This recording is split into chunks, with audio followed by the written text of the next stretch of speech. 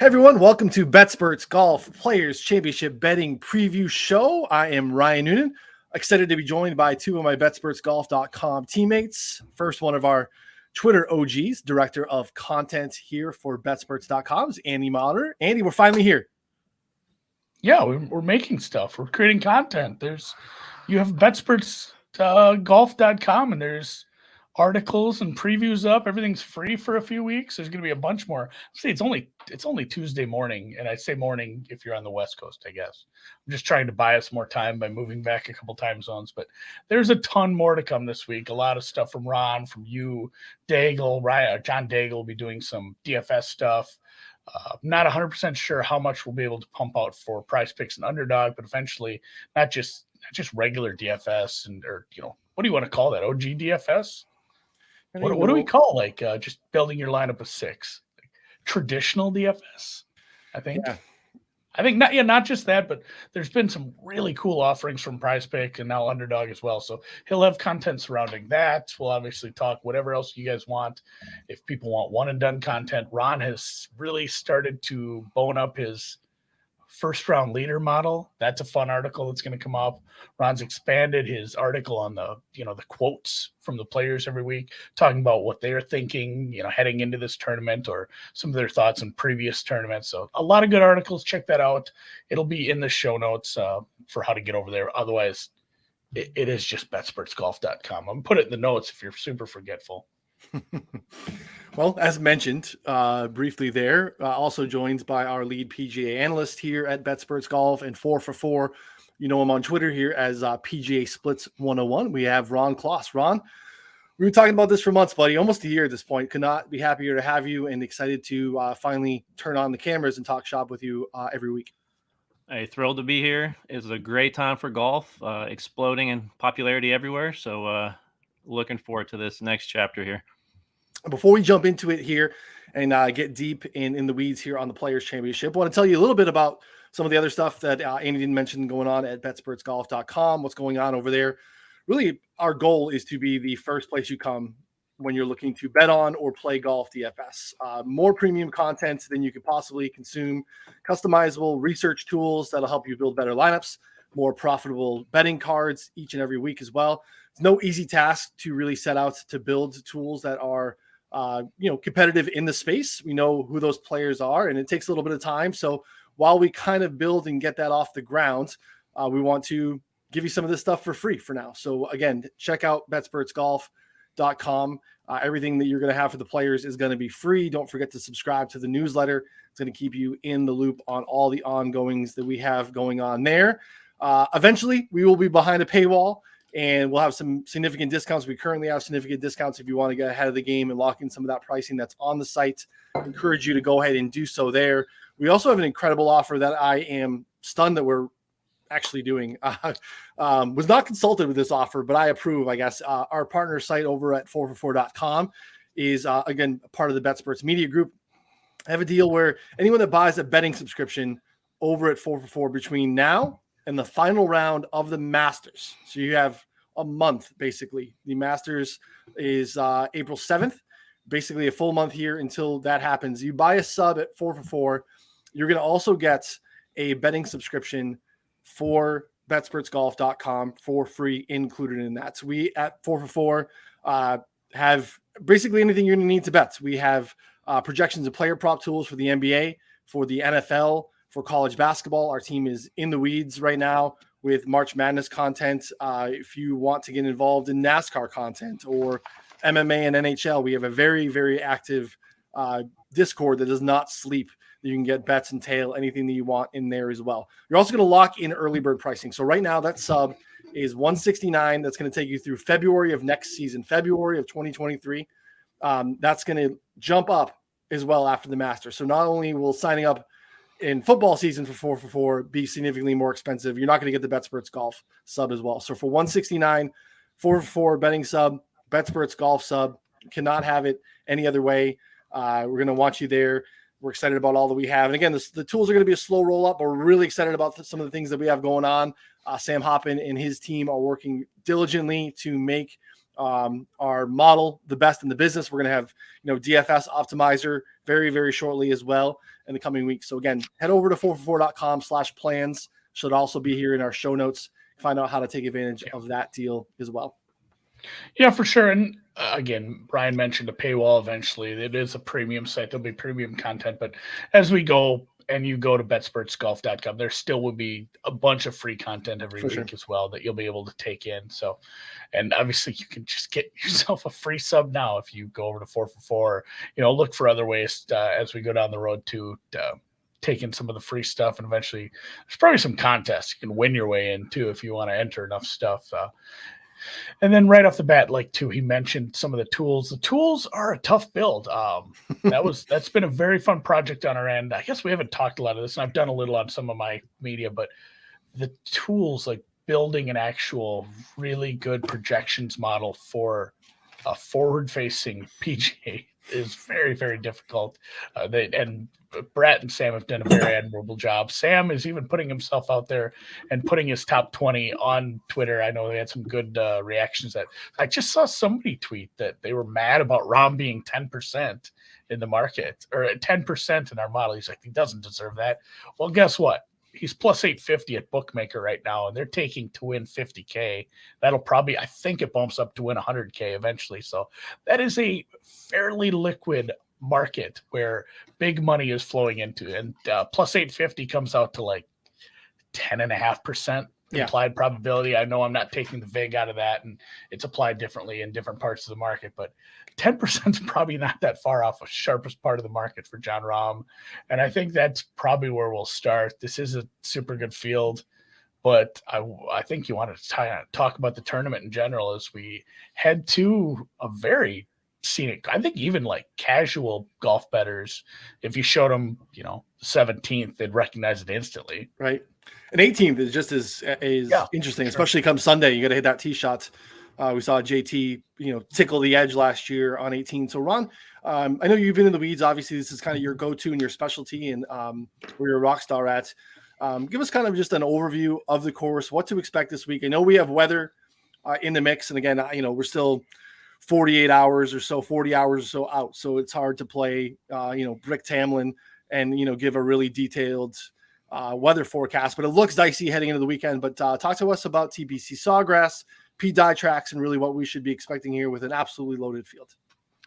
Fun fact first here, guys. Did you know that this 450-acre piece of property was purchased for $1?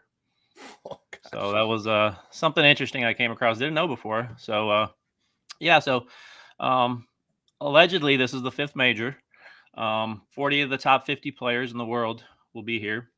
So as far as Pete Dye goes, so he is known for crafting balanced courses that force kind of strategic positional tee shots. There's tons of complex bunkering. There's water on 17 different holes. We have dog legs that go both ways. Pretty much there's trouble everywhere. Players in the quotes I went through talk about, just how tough the course is as far as you just have so much around you that you have to think about. Pete Dye himself said the mark of a good golf course is when one player is shooting a 63 while others are struggling just to get 78. So you just have a wide variety of scores here. I think we even have just as many top 10 players in the world have as many miscuts as they do top 10s. So it's just pretty volatile.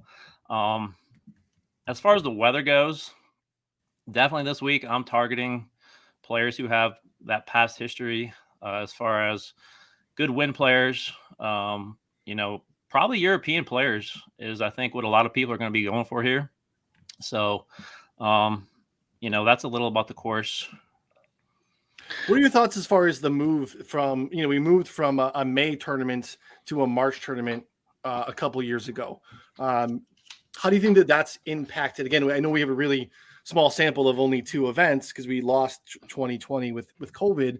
But how do you think it plays differently? Obviously, we have the overseed factor. It's a little bit softer. Are there really things that we should be drawing on historically with the way that this event is played, or do you think in the small sample, when you think about guys like Rory and JT who have found the winner's circle here, aren't guys who typically profile for accurate off the tee type of guys. Do you think that there's something to that? Do you think it's just kind of small sample noise? So yeah, the 2 years it's been in March, the scoring has been 0.03 under par, so it's played a little easier than it did beforehand. Rory talked a lot about how the course is softer, and you can actually take driver off the tee more, be a little more aggressive. So I think that's one thing to look at a little more, especially with rain coming. Distance is probably going to play a little more here. Players also talk about with the overseed, instead of Bermuda rough, and I know we've all played golf, Bermuda rough, as far as down here in Texas, it's not fun to hit out of. So you have that kind of lush ryegrass. Rory talked about how it's just easier to get up and down from that grass. And so I think chipping around the green kind of has been a little easier. Still not easy, but easier than it was off that Bermuda. So I think those are some just changes that we've seen over the past 2 events here that are pretty important to pick up on. Yeah, and you do see that, like people pointing out it's a layup course, or like people are going to have to, take a club and do some things different off the tee. But if it is playing soft, like there's going to be some people who are absolutely going to be able to take advantage of that with their length. And I think the most interesting, you brought up, I mean, we're in Florida. There's going to be water, like just last week, and some of these others on that's part of the swing. Like it's just a common feature. It's always going to happen. There's going to be a ton of water danger. Sometimes it's not even danger. It's just the water's there, but it's there. There's a lot of bunkering. But when I look at this course, the thing that kind of gets missed, and it might not come into play for the entire tournament for a single golfer, but a bunch of golfers are going to hit a wayward tee shot into, I don't know what you want to call it, Ron, like moguls. Or like, Yep. It's basically like they had these contouring to some of the rough where you could end up on basically the backside of a tiny little hill if you have a bad tee shot, and that sucks. Like that's a really like if you're a golfer, you'd way rather be in a fairway bunker than on the backside of one of those little. Again, I'm not a berm or whatever the hell we want to call it. I'm not a landscaper. I don't know what we're going to do with that. I think, there's several holes where you can see some very interesting, I don't know, geology. What do you want to call that word? Topography. Topography, yeah. To some of the the rough areas. So accuracy is important everywhere, but man, I just think there's, like you said, with the die thing, there's some people that are just going to get in big trouble here. I think it is a big high variance course for some of these players who maybe can spray it a little. Well, here's another thing related to that. So soft conditions, and the PGA Tour is famous for a lift clean in place. So there's a real good chance here. If you're a fairway finder, you're going to have that advantage of lift and putting your ball where you want to on the fairway. So for ball strikers, fairway finders, Russell Knox, Abe Answer, those guys I think are going to have an advantage. And even related, here's another thing with the March event. Usually winds and weather, as we're seeing, is a bigger part of this event in March than it was in May. So that just adds to the variance and the volatility that we're most likely going to see this week. We're taking the highest variant sport.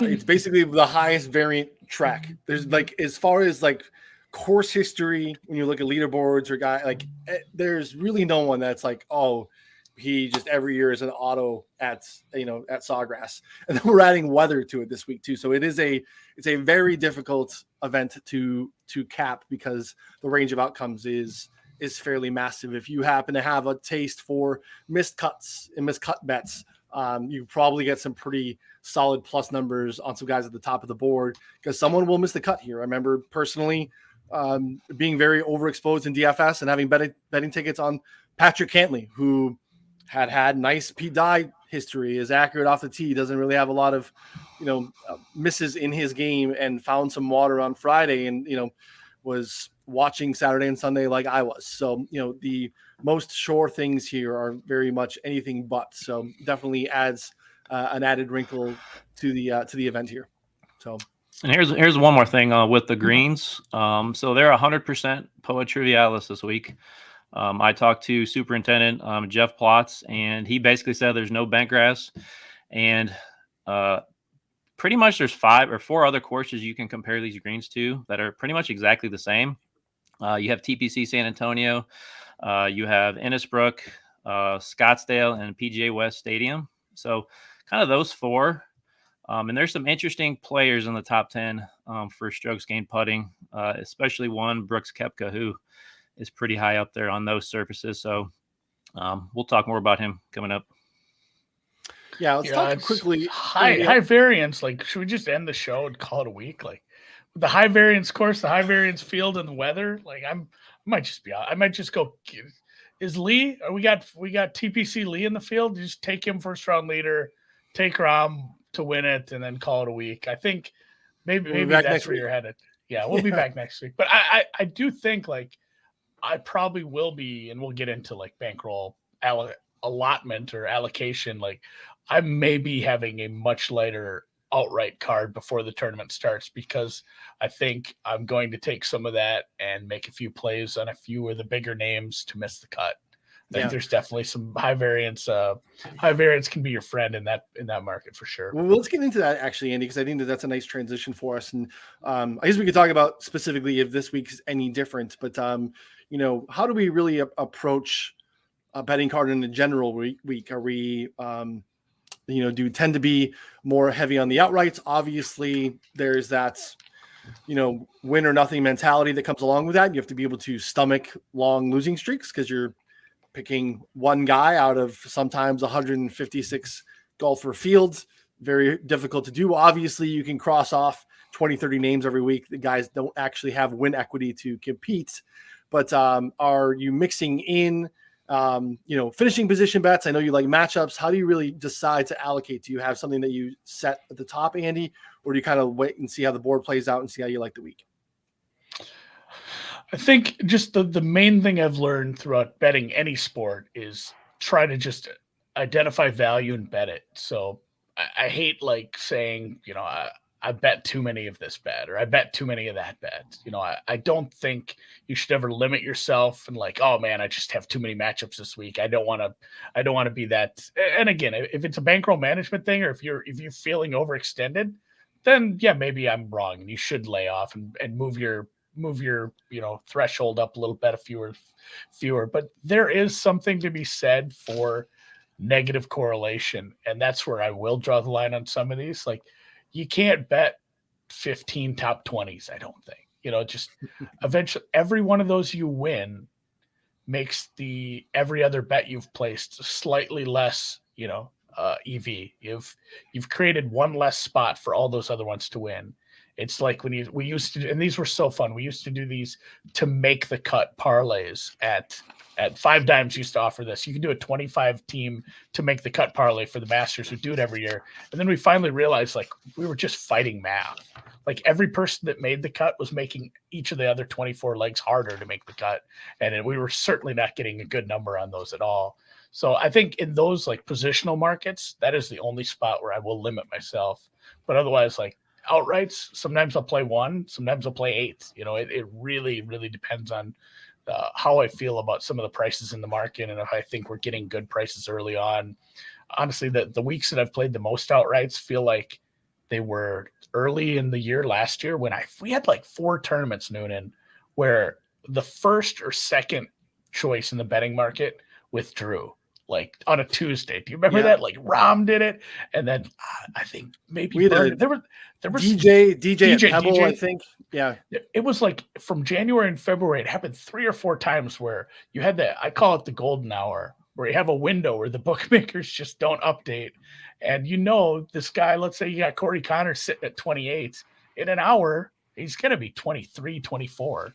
Like you could take advantage of it. And I just went on shopping sprees. So I think that's where I got the most greedy with some of that, when I knew I was just getting instant equity on some players I liked anyway. But for the most part, like I am really, really going at it from I'm going to run my numbers. If I don't like a single matchup, I'm not playing any, I guess. So, but I think you do have a point with the matchups. Like if you are just a golf bettor who's just doing outrights, that's really a market you need to start digging into, because there's so much value. And now with the massive offerings at the legal books, not that some of those, watch out for those 3-way lines can kind of get you if you think you're getting value, but there's so many different sets of odds with the matchups. There's just a plethora of options now. So I do love matchups. I don't know. How about you two? Yeah, Ron, you went on a heater last year and have been off to a great start so far this year. Tracking over at 4 for 4, you're up, I think, just shy of 50 units so far in the season. We just turned the calendar to March, so a pretty great start for you. How do you approach a general week, and then how does this week differ from that? Yeah, this week was real hard at the start because, definitely my plan is to go lighter, but some of those early numbers were just really tough to lay off of. I mean, like Andy said, some of that value was really tempting. And so I'm still a bit on the lighter side, but we'll decide a little more later today. But yeah, in general, I like the safety of top 20s, top 30s, top 40s. I don't do as much top 5, top 10s.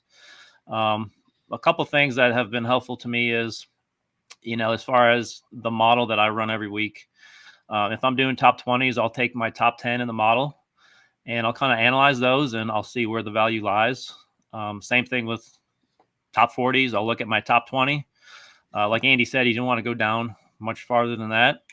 But you'd be surprised how much value there is just based on your modeling and what you think is important this week.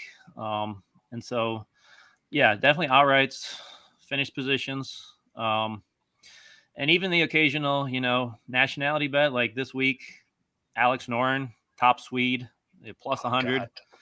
Like you gotta. I mean, that's just, to me, that's easy right there. So that's kind of my. Who else is my in the strategy. field? Just is it Stenson and Stenson and Norlander? That's it. Norlander. It's always those three.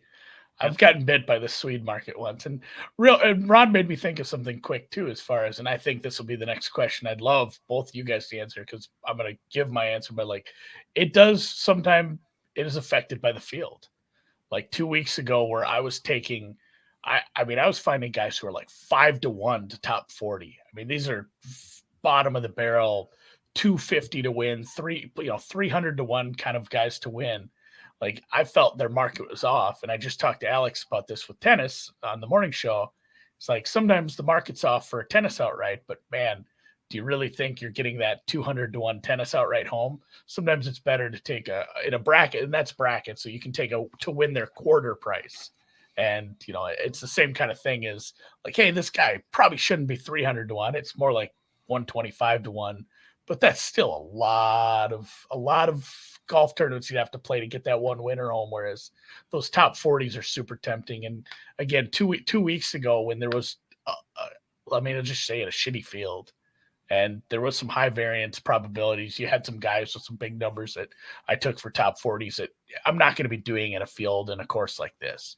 I think there's some high variance, but you tell me you can pick out some of these, the names that are going to end up in the top 20 that aren't the big household names. It's very difficult here. Whereas, like, again, 2 weeks ago, that Svensson number was just ridiculous for most of it. And I didn't even go hard enough. I took him top 20, top 30, or maybe top 30, top 40. And the guy just goes out there and maybe even top 5. I know he top 10 for sure. So yeah, he's in the mix. That's a lot of fun in some of those fields. And like I said, a field like this, are you guys approaching it differently than, say, again, I think a good comparison point is 2 weeks ago where everybody kind of took the bye week to prep for API and the players. Yeah, I love the finishing position bets. Again, just with the football betting mindset, like what we would do for, anything. Obviously, this isn't a coin flip binary scenario of yes or no. Like a football matchup is yes, you're winning or losing.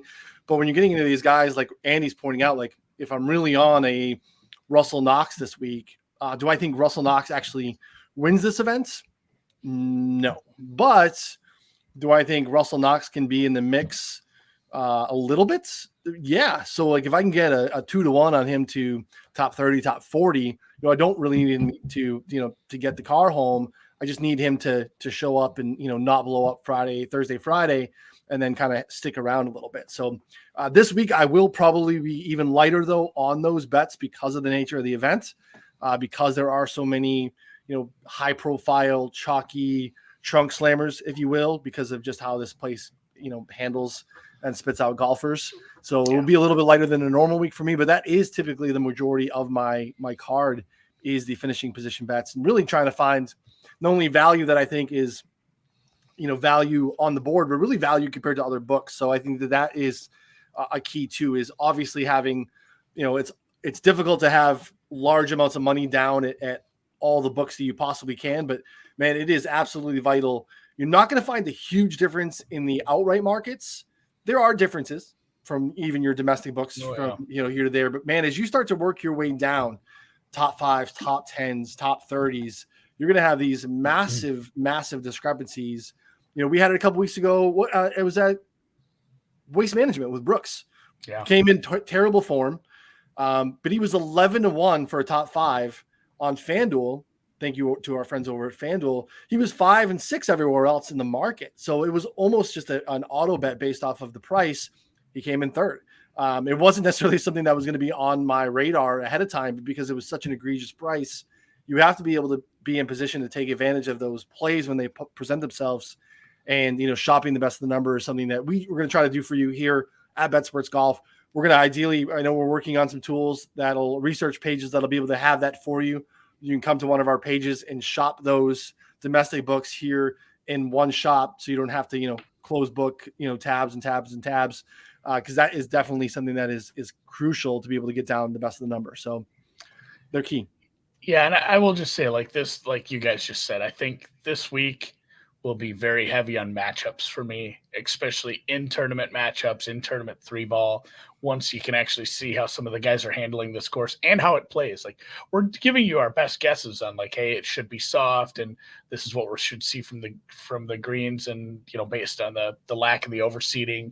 But we, again, it's just our best estimates based on how we've done this over years. And we still are often very much surprised when we get to Thursday on how things are happening out there in the course. So in tournament a lot for me. Obviously, I love an in-tournament live outright bet if you can find some value. Congrats to anyone who had the balls to take some Scotty at 90 or 100-1 Saturday morning before round 3. That was there were some beautiful tickets out there. And then just last thing before we move on the positional stuff, and you talk about shopping in this case also means knowing the rules. Yes. I had so many freaking DMs trying to get people to, I had to explain.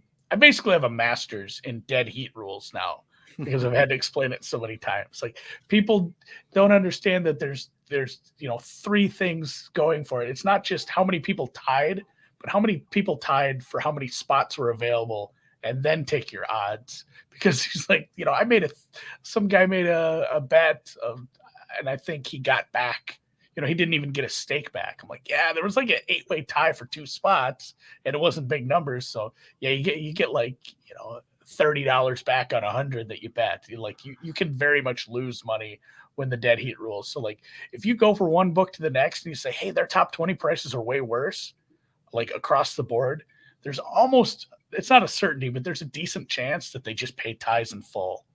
And I mean, just real quick, because somebody asked a question about sports books in general here, who has the sharpest opening numbers between Pinnacle and Bookmaker. I'd lean Bookmaker, but just if you're betting in the legal markets right now, MGM does not chop.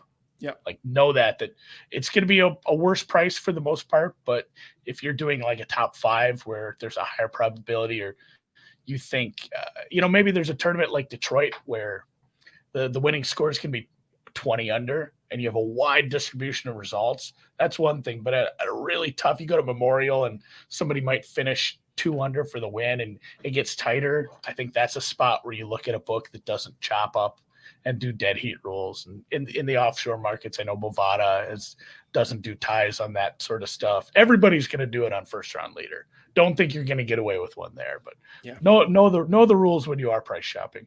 Yeah, MGM is the best there. PointsBet, I think, is they chop, but I think that they change odds, not stake. I think that they're better than they're like a secondary level. They change the odds, but they don't lower your stake at all. Yeah. And FanDuel, DraftKings, I think a little bit better than DraftKings. DraftKings, very easy to and they're rarely the best of the number too. So yeah, definitely be aware of the dead heat rules. Check those things out. Obviously, it's they matters a lot. You feel pretty good about sweating while you're watching live, and then when the money comes to the account, you're wondering what happened, and you thought what you've been cheered for 4 hours came to fruition, but not back to the bankroll. So, Ron, let's talk players. We are now 30 minutes into the players, and we haven't really talked about many actual players. We got down on some stuff early because of, again, our friends over at FanDuel were pretty generous in the pre-markets in comparison to some of the other players out there. Those numbers are mostly gone, but what's out there currently that you like? Who is on your mind? Who's popping in the Kloss model this week? Yeah, I jumped on Morikawa.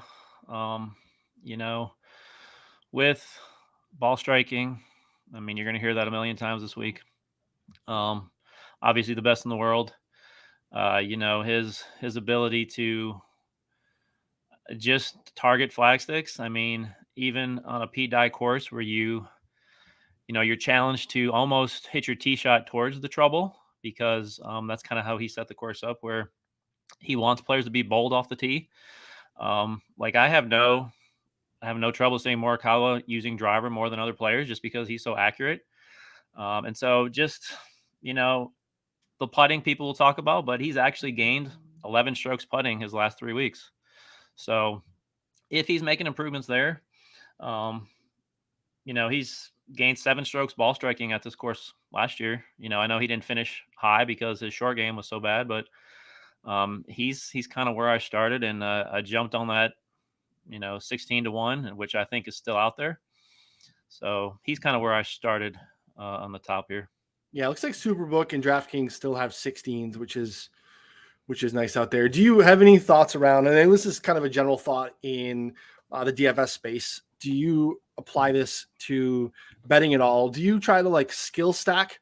Or when we think about guys like Morikawa, when I think of Morikawa, he is very similar to JT, for instance, right? Where we know that they can both go wayward with the putter, but really tee to green, there are a few that are better from a ball striking standpoint than those two week to week. Do you find yourself when you're looking at matchups and fits between players and courses gravitating to those common skill sets in stacks of players that do well this week?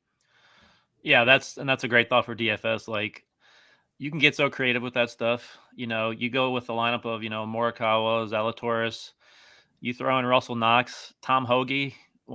Honestly, he's probably one of the top 5 iron players in the world. And so you can get pretty creative with kind of those skill sets. So that is, definitely a great strategy to attack. And, if it plays like it's going to, and ball strikers and approach is huge. If those guys can just sink a few putts, the Paul Caseys of the world, that's a definite strategy. I like that a lot. I say this around other things. If you're going to be right about something, you might as well be really right. If there is a skill set, and we didn't even mention this, but on the same YouTube channel in 2.5 hours, we're going to, or 1.5 hours. Boy, my math is not great with me. It's still early in the week. It's Monday part 2, but like we said, there'll be a full DFS breakdown show every Tuesday too, before we have some actual articles and free content on the site as well. So that'll be a lot of fun to get into some of the games there. I'm probably just going to sit and watch that one. I'm excited to start building some lineups. I haven't gotten to it yet, but I like that a lot with the skill stack thing. And I find it harder to do that with betting, as far as taking a bunch of outrights that are similar. Sometimes I actually go the opposite way with some of my betting. If I start to identify guys who it's they're at my price point or showing some value, I start to look at my thesis for how the course is going to play. It's I can't just take all guys that are the same person. If it just doesn't play that way and they all do poorly, I'm just going to have a bad time. And really this week, I only have 2 outrights clicked so far. And one, I wasn't even 100% sure he was playing before I got into clicking it, because of he had the death in the family and he had to do some traveling before the tournament. But I'm not sure I'm going to add a lot more yet for me, but the John Rahm plus 1,400, I just took that right away, because again, people dogging on the guy for when's he going to win? But if you go ahead and Ron tweeted this out, Ron had a great tweet, and I gave him shit about it in the replies, saying like he should have hit enter between 1 and 2 because there's a massive gap between John Rahm and other players in a lot of the stats he's putting out, and he's still like the things he's goofing up are not sticky. They're correctable. They're stuff he's done well in the past. And I just looked at that early in the week. I said, bookmaker's not up. Pinnacle's not up. I said, it's 14-1. I said, this isn't going the other way. Like, a bookmaker's not going to open up and show John Rahm 20-1. I said, this is as high as this number gets. And if the market on some of the sharper liquid markets open at like 10, then I'm fine. I'm really happy with this number. So I might just have one, super chalk favorite again at the better price, and then Jason Day, and that might be my card this week, Noonan.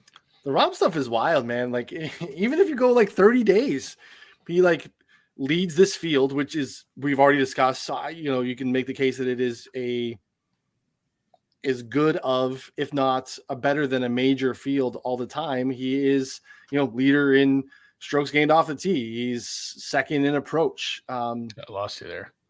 Your window scooted over. Something happened there. Oh, you're messing with my with our. Yeah, I just moved you over. I couldn't see you, so I got rid of that overlay. Day one, and I blame the producer for this. Yeah, we'll give you your money back at the end of the show. So, I mean, he's been dialed in. So yeah, I don't understand the Rahm hate. I mean, obviously the putter has been ice cold. He hasn't been his typical self. Around the green either, but again, like, these are not super sticky things that we need to be necessarily concerned about.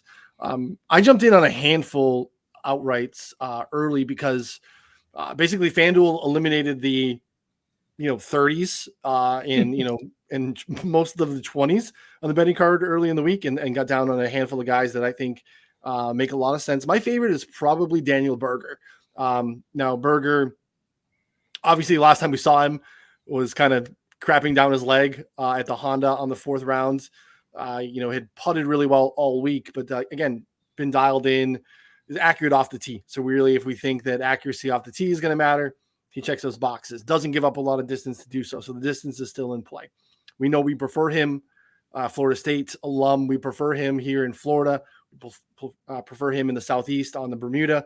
He's going to hopefully roll it better than he has been at times earlier in the season. And then again, an elite iron player, an elite around the green. If we need to get into scrambling here, I think he kind of checks all these boxes. He was available at 41 on FanDuel. I think he is mostly, let me see where the best Berger number is. Best Berger number is still on FanDuel, down to 34, which I think is very much still a play because it's down at 25 in some spots here. So I think Berger is still very, very much a play. And another one I went to when we saw the weather reports is I got down on Sugar Shane.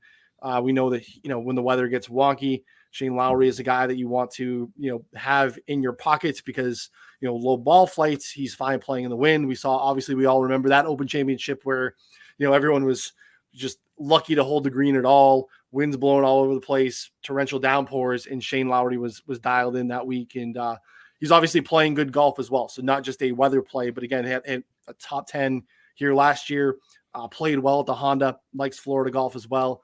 So I like those two guys, and I think those numbers are still out there in a pretty good spot. Let's see what the best Lowry number is currently. Still at 50 on DraftKings. And again, that is, 36 on FanDuel. There's some other 40s out there, but DraftKings still has a 50 on Shane.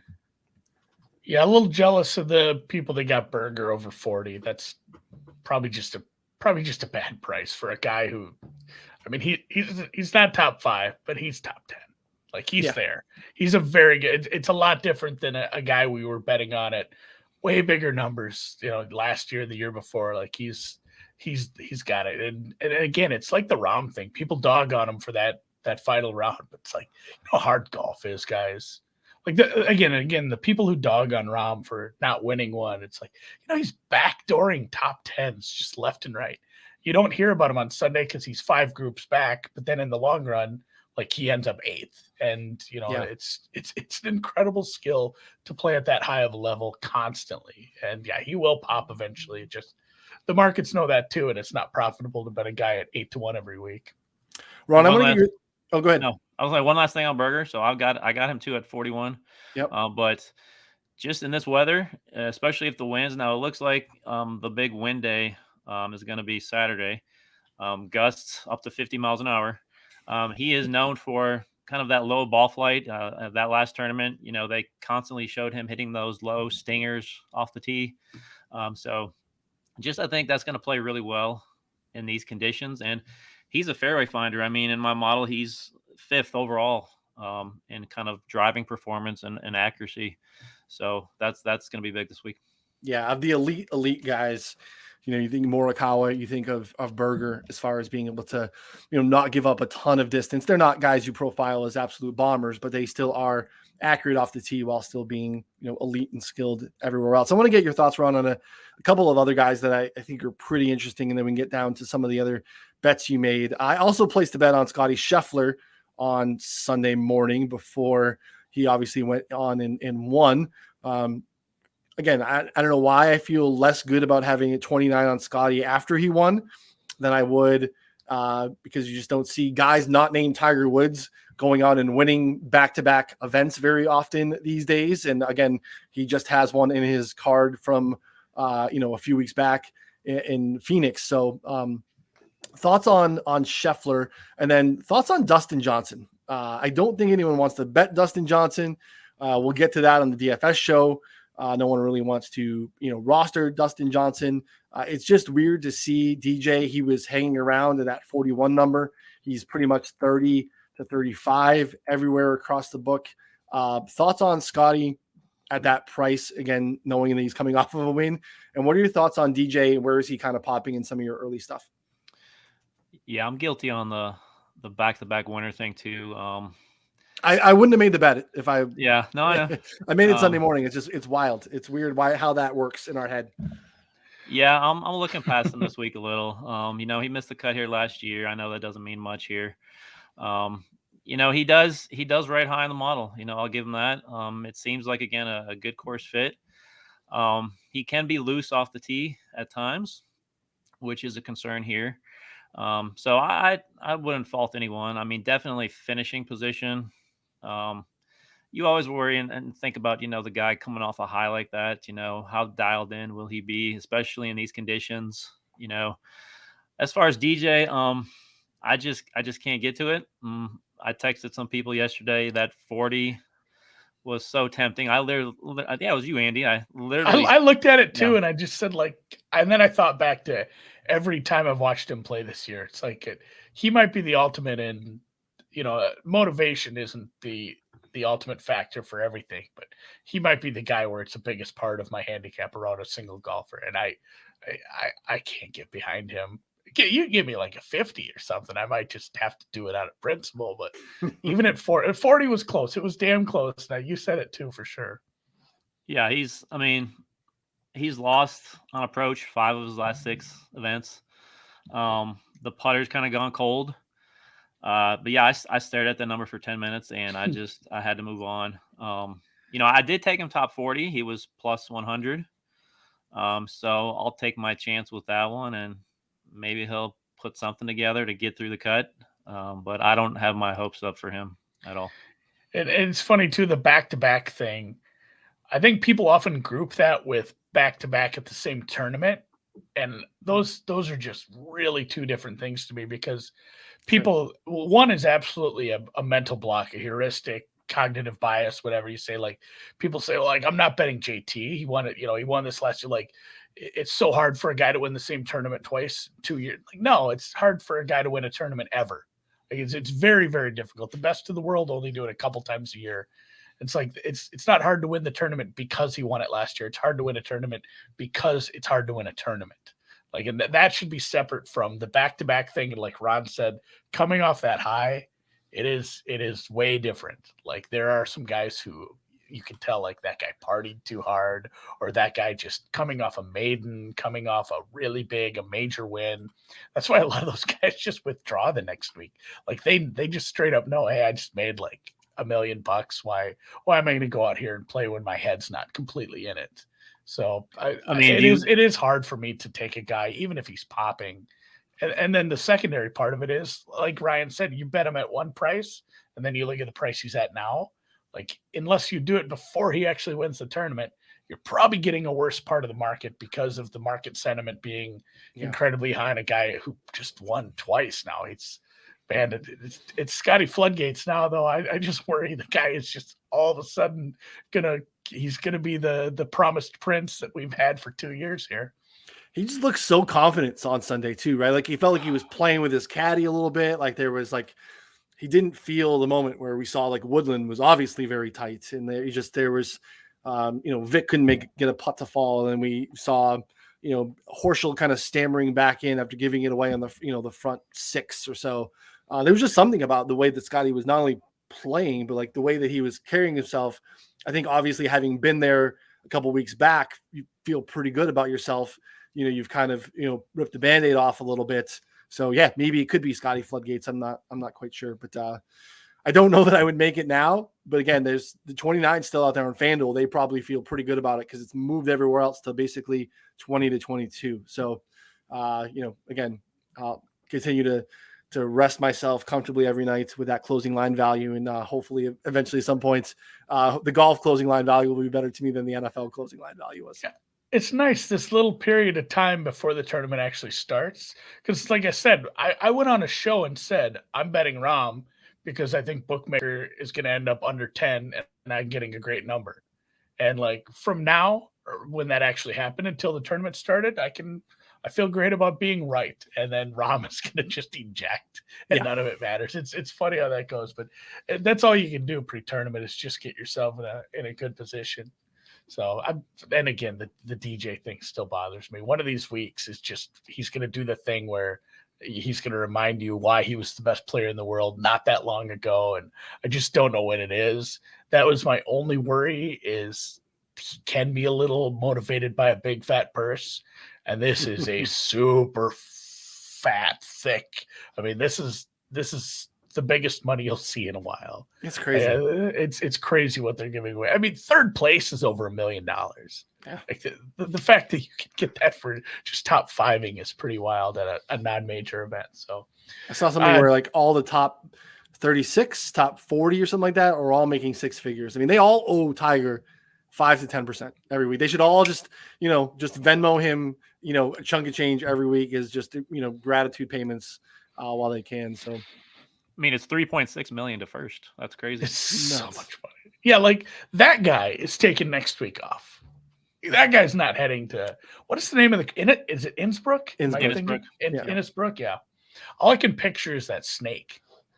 That's like, that's what's stuck in my head. I actually like that tournament. I like some of those. I like RBC Heritage quite a bit too, but I don't know how much I like this other than watching it. I think it is just going to be matchups for me. I'm terrified of this weather. When are you guys? This is not only a question just for people on here. I'm curious. When are you guys betting like your actual betting cards are out? Because we talked about you can check this out on the site. It is free. When can people check out some of that content up on BetSports Golf? Because mine is probably tomorrow. I'm way behind. Yeah, hopefully have mine up there tonight. Try to give a look at basically. It's not my full betting card, but I try to give you basically something in every bucket where I'm trying to give you an outright consider. Basically, it's a list of guys that I like this week and finding the optimal way to bet them in different buckets, looking at, different prices. So top 5s, top 10s, we'll look at some matchups. We'll look at a miscut bet. So we're working on that now. Berger will be my pick in that article for sure, but I'll be highlighting some of the other guys as well. So hopefully be up here at betsportsgolf.com this evening. So how about you, Ron? Same thing, or Wednesday morning typically? Yeah, trying tonight, Wednesday morning for sure at the very latest. But yeah, I'll have kind of the same stuff. Obviously, the Discord that we have, everything is posted there by the second. So that's another great place to hang out and discuss things and get a lot of good info. Yeah, great Discord over at 4for4. Like we talked about, still have some of that golf content going on over there. So as you mentioned earlier, 4for4.com/plans is a great way to get access to that. And we will also, again, of course, be launching our own Discord here at betsportsgolf.com probably within hours, hopefully soon. We'll figure out what that looks like. Yeah, well, depending on when and how that works with people not being behind a paywall, we'll figure that out all in good time. So again, while we're figuring this out, we're continuing to make it free for you. So hopefully, you don't feel like you need a refund when things like overlays go wonky or discords aren't set up. But definitely, again, check out the 4for4 betting sub. Get in that Discord. It is, again, very, very active, and that's where full betting cards are currently being posted to. So, Ron, how about down the board a little bit? We've talked about some of the names. Again, feel free to jump in if there's someone, above the fold that I missed that you really want to talk about. But is there anyone down the board a little bit that has caught your eye, whether it's from a outright standpoint or finishing position bets, a guy that's maybe popping in the model that you think our listeners and viewers here need to have an eye on? Yeah, I feel I really need to talk about Brooks just really quick here. So yeah, I Mhm. jumped in on that. I just think, he's got 2 top 16s in the past month. People, if you go back far, yeah, his form is not great, so he's not really going to pop in any models. But just these greens, he's 7th in the entire field on these Poa Trivialis type greens. They're really smooth and pure, and so I think he just takes a liking to them. And he's never lost strokes gained putting here at Sawgrass.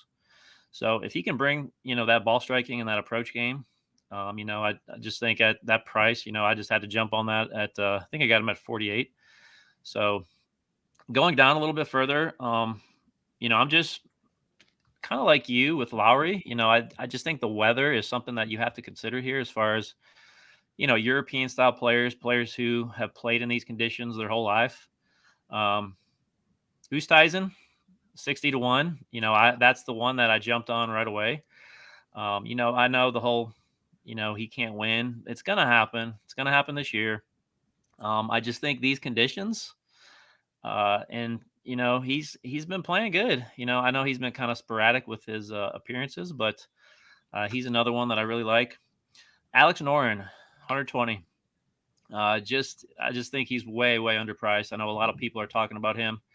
But he is just really good in these conditions as well. European player. I just think this course sets up perfectly for him. He's not real long off the tee, great around the greens. So those are kind of a European style flavor is what I'm especially going to go with here. Yeah, Norton's a perfect example of one of these guys that I don't know that he can win. Maybe he can, but like he's plus 260 on PointsBet for a top 30. Like, what I would do for, plus 260 in most weeks for, most bets. So like, it's a guy that I want to back, a guy that I like, and I want to back him at a plus number that's, better than the rest of the market. I think that's kind of a nice leverage spot and a good price on Norn, who I definitely want to have on my card. I just don't know where it's going to be yet. So like, to Andy's point, like, do I want to sink the outright on him? I'm not sure, but like, I want exposure to him. It just feels like a guy who has a high ceiling, but that ceiling, he still bumps his head on like 12th. Like it just like he's not. If he finds his way into the top 10, so be it. It just feels like his ceiling is between like 20 and 30, somewhere in there, and that's where he ends up a lot of times if he plays well, which he can. And then Rod brought up an interesting point. I don't know if he actually brought it up, but he mentioned it. The Poa Trivialis, like this is different than like what the POA and the stuff you're going to see elsewhere, your West Coast. Like people use POA just as a shorthand to talk about it, but that is, we brought up the overseeding. It's the kind of, and correct me if I'm wrong, because Ron knows a shitload more about grass than I do, but like the reason you don't get the ryegrass overseed is because it's March. Like this POA does worse in the heat. Once you get to the summer, you need, or even close to the summer, you need that overseed to fill it in. But now that we're in March rather than May, then we're not having to overseed this. So these greens are going to play quite a bit differently compared to how they did before they started moving this tournament back, just because it's a completely different blend of grass. Whereas that bent grass turns it into a very nice, smooth, quick, a putting surface without a lot of bumpiness. And I know, again, maybe you can help me out with this a little more. Poa Trivialis is not as bumpy as its counterpart, but it's still different than it's going to look when you get that overseeded look here if you were to go down to Sawgrass in the summer. Yeah, so the Bermuda is completely dormant just because of the time of year. Northeastern Florida coast, it's still pretty chilly. Like, I mean, even on Sunday, we're going to see temperatures in the 40s and 50s on Sunday. So, yeah, that Bermuda is just underneath the surface. And so the POA, you're right, it's not West Coast POA. There's no bumpiness. Brian Mull, former caddy on tour, he's told me they're pretty much the smoothest, most pure surface you can putt on. And so I think even when we talk about, players who have trouble putting, the Keegan Bradleys, this might be a week where they can, on these surfaces where putting might be neutralized a little bit, guys like that could really have an advantage on greens like this. So, yeah. Guys that play well in the Southeast. I am a little worried about like the scoring just getting out of control. Like if it does play soft and we go clean and lift and the top players are playing well and the greens are, smooth and easy, all of a sudden it's like they're putting up at TPC Twin Cities rather than a Florida course. Like some of these guys might go super low. They can dry the greens out. I'm sure there's been some tweets going around about that. I won't get into at the moment, but some pretty interesting tweets about the sub-air system. And, they do have the ability to control, just how firm they are, which is technology, I guess, nowadays. But I guess we'll see what happens, what they decide to do with that. Andy, you're light as we wrap up here with the Jason Day and the Rahm stuff. You're going to look for some matchups. Again, you can find some of that stuff from Andy over at betspurtsgolf.com. Ron, do you want to highlight anyone else before we bring it home? One finish bet that I think is really good. I don't know what it is at the moment, but Matt Fitzpatrick, top 30, was 125 plus 125 on FanDuel last night. He's just another guy, I think, in these conditions. His form has been really good. You saw him Sunday. Like, if the tournament would have kept going just a little longer, I mean, he might have ended up on top, So he is another one that thrives in these weather conditions. And so that's just a great bet. Top 30, Fitzpatrick. Plus 110 on PointsBet is the best number I see currently for that. So we prefer to be on PointsBet for that anyway, if we can, because of the dead heat rules we talked about earlier. So, yeah, good number there. Good look. Any thoughts? I want to get your thoughts on Russell Henley. Russell Henley is a guy that like just always is going to pop in models because he's such a good ball striker, right? But like the stomach to guard him is very, very difficult. But again, looking over the past, 3 months, ball striking is pretty solid, fairly accurate off the tee. When things get wonky around the green, he is a good scrambler, second in strokes gained around the green over the last 3 months. And again, another, Georgia Bulldog, someone who's familiar with these Southeast courses and greens and things like that. So again, not a guy that I think has true win equity per se, but again, showed up pretty nicely and competed the last week over at Arnie's course. And what do we have him at currently? He is plus 320 for a top 20 over on FanDuel is a nice number. Am I crazy before I book Russell Henley? Is there any alarming things here in the model? I mean, he has missed 3 cuts in a row here. That, scares me maybe a little bit. I give that 0 weight at this place. Yeah. No, he's top 20 in the model. Like, he's every single week, he's consistently top 20. He does so many things well. So I have no problem if you want to take that chance on him. Definitely not outright, but yeah. Yeah. He's in the mix every week. He's seemingly on that leaderboard. It's somewhere in that top 20 mix. So you know where he's at? He's in my player pool for my DFS. Yeah. 7,400. You got like some Sergio and like Casey Woodland and Tommy Fleetwood. Like, it's going to be whatever. And again, I need to look at ownership and see where we're at because it might be a light use if he's popular, but I'm going to be 0 Fleetwood and whatever, using some of these other guys around 7,400 for sure. But there's a few guys in that range that I'm just absolutely crossing off. And I love Henley. If his, there's so many names in that range right now, but if Henley's ownership isn't out of control, he's going to be jacked up in my player pool a little. Yeah. All right. So that wraps up the first of many BetSports Golf betting preview shows. Andy gave you a highlight earlier. We'll be back here in about an hour to talk DFS. Again, if you are listening to this in podcast form, subscribe. We prefer rate and review. Lets everyone know where we are.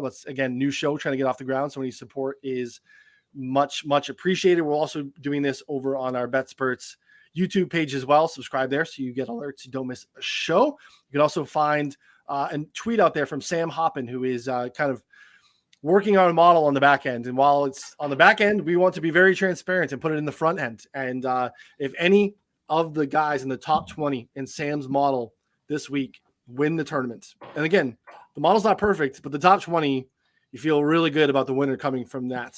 Retweet that. Follow us at betspurtsgolf.com.